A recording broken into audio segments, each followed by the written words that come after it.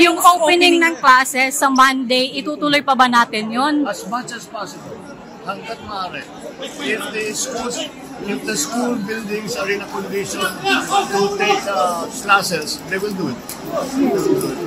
Pero meron pa talaga na kaunti na lang yung may tubig, pero marami na nag-iwan na puti na hindi magamit.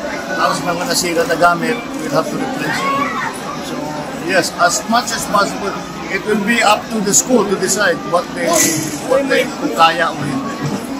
Pero siguro yung iba mapipilitan, they will conduct classes outside of the school building, makapag-klase na. Yun na natin.